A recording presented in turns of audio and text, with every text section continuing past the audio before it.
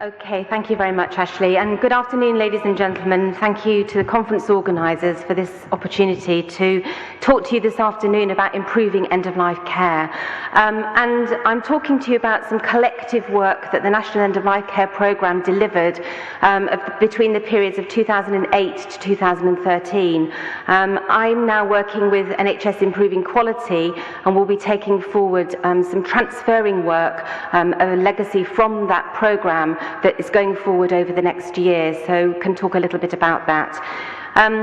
So this work is focused on, as I say, the last 4 years within NHS England, and it's really signalled, it was work that was signalled for delivery following publication of the National End-of-Life Care Strategy for England in 2008. And again, just very briefly, that strategy set out a blueprint for the first time across England about how we should seek to take forward improvements in end-of-life care delivery. And really that strategy was the first time we had that set out, and was very much talking about three key elements, three interdependent key elements that we needed to address across the system to improve end-of-life care. And it was really talking about the work that we needed to do with society around our taboo around death, dying, bereavement and loss, around our ability to have conversations and to think about death as a normal part of living, so living and dying well. The end-of-life care strategy talked about developing our infrastructure, so very much thinking about our workforce development, about our competencies, confidence and abilities to care for people towards the end of their lives.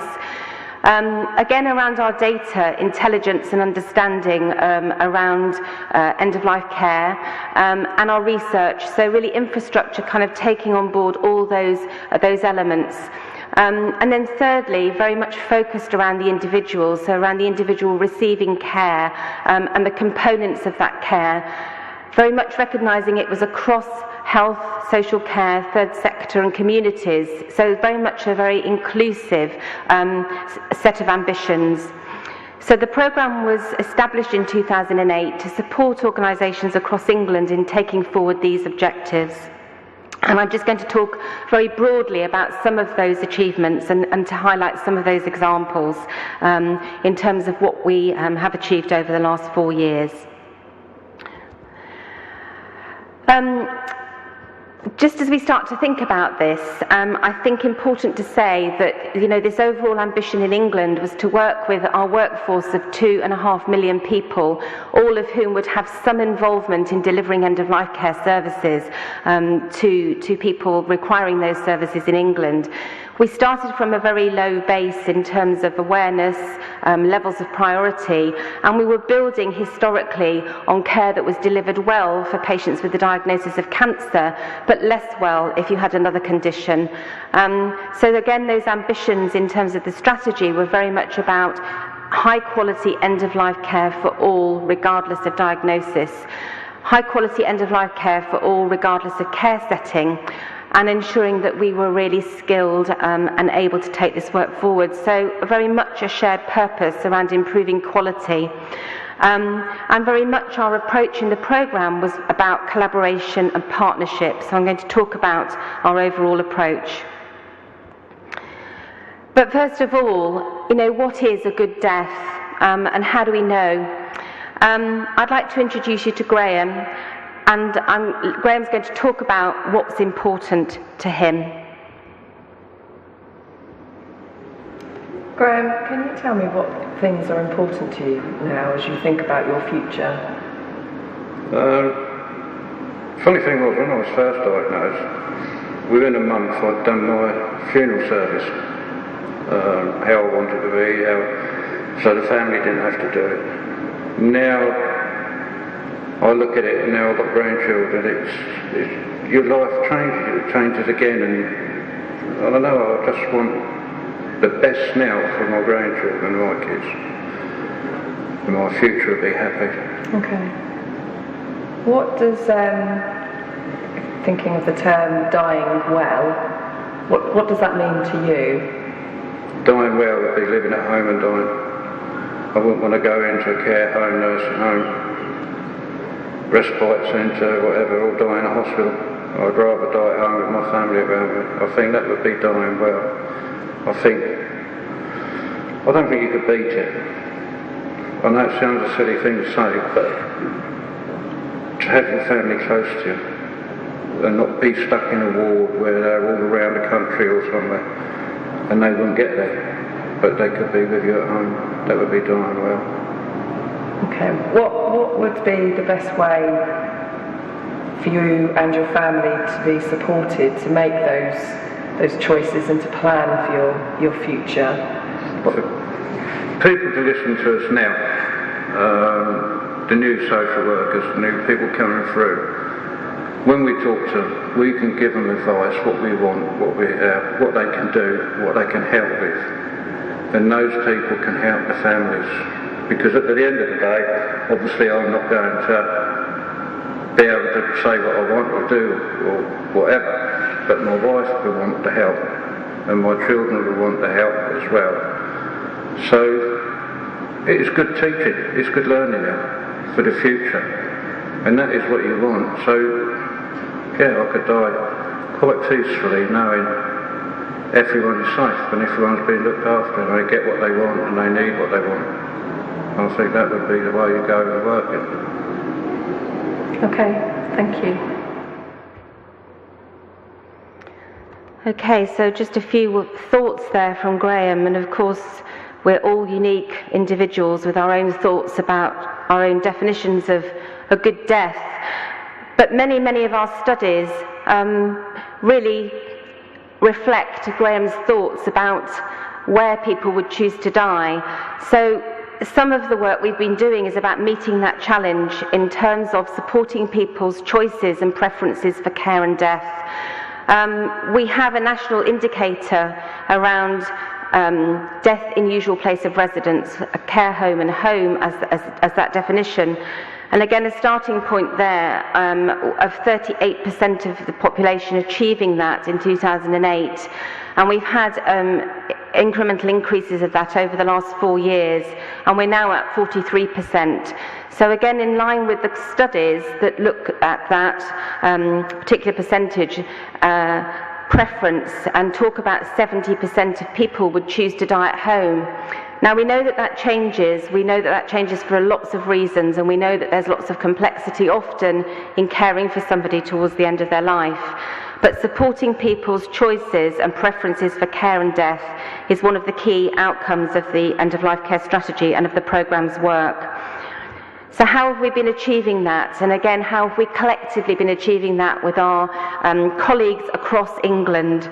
So I'm talking about all of our clinicians, all of our social care colleagues, all of our voluntary sector colleagues and communities. So simply the principles of that approach have been around the care pathway. Again, I have uploaded a handout to the section with the evidence base, with the good practice in elements of the care pathway, and lots of resources. I'm getting signs here, so I'm going to skip through. So across the whole system and through collaboration and partnership working. Data, significantly, the End-of-Life Care Intelligence Network was established in 2009, and from the point of starting in 2008 with just knowing the number of deaths and mortality data, we have significant amounts of data to support service improvement planning and quality improvement planning about the characteristics of populations and profiles that will support that improvement. Examples across the whole system, so again working in all areas around actually how do we have that earlier identification process. Graham, the gentleman on the DVD, was a gentleman with the diagnosis of dementia. You know, how do we identify early? How do we help people to support people to have conversations? The Finding the 1% campaign, again, carried out over the last 2 years, has been very much about supporting our GP colleagues to have that earlier identification process, initiating those conversations so that we can better plan and support people with their preferences for care. Secondary care, we've been working with our acute colleagues, our clinicians working in the acute sector. 80 hospitals across England are taking part in this programme now. Again, very much taking forward innovations such as the Amber Care Bundle, which is really around how do we support people for whom their recovery is uncertain, and manage those transitions of care and treatment, and move towards effective communication with both them and their families. And integrated care, we've been working on a programme around electronic care communication systems, taken forward a national standard for end-of-life care coordination so that we have consistency and reliability of that data, and working very much with our user care of Voices. The Voices survey is a survey of bereaved relatives' experiences of care. It's flashing at me now. So very quickly moving on to results here. And again, this was focused on cost and quality. And again, so looking at those efficiencies around impact.